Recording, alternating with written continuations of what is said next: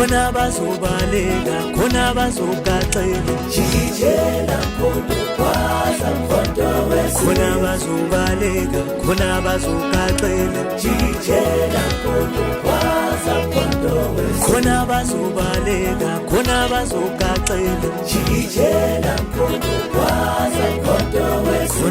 No, West, any organization and any society is largely constituted by women who happen to be in the majority and by young people. So if an organization is to grow, it grows on the basis of the mobilization of these particular two sectors, including society itself and societal influence. You know, young people are growing people and they grow into the future. Women are nurturers of society. We are one of these things. So our session is about how we have to move forward, organizing and molding these particular two sectors. So that's what the session is about.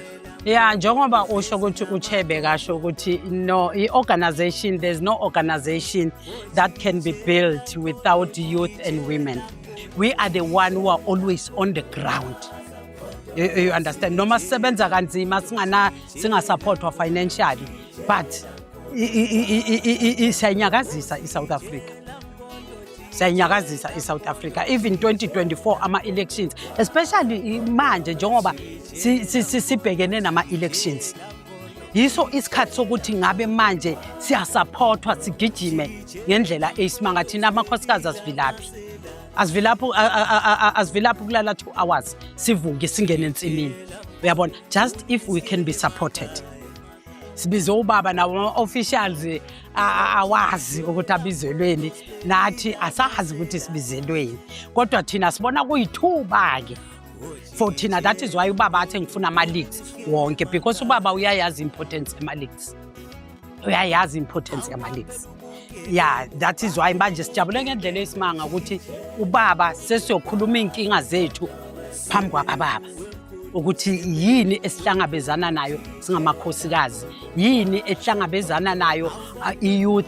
Sizele ukuzobuka these particular sectors, how are we succeeding in mobilizing them and building them into effective instruments of societal mobilization and influence.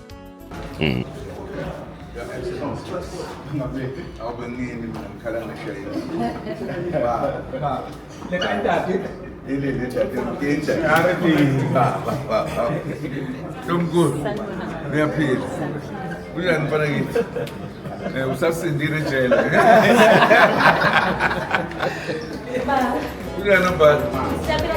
khona bazobaleka khona bazogaxela jikijela mpondo waza mpondo wesizwe khona bazobaleka khona bazogaxela jikijela mpondo waza mpondo wesizwe khona bazobaleka khona bazogaxela jikijela mpondo waza mpondo. My name is Khuje Tubane, the MKU Click President. Namhlanje we've been invited by the Office of the Secretary General to come here and discuss what our plans as the MKU Click towards our election, and also here with the national officials and also submit our report as the MKU Click, what have we done and what are we going to do because you know the majority are young people and mama, hence why MK is busy to come here and sit down and talk to us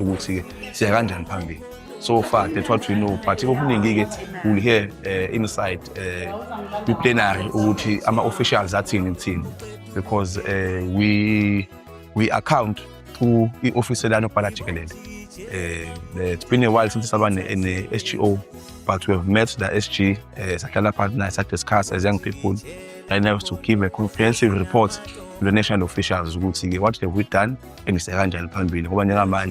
The priority in 2/3 majority throughout all local municipalities in our country. Yeah, ngizothola kubizwa ama-league athi nama ngisondele vele emkhotweni kwathiwa babizwa bayizela.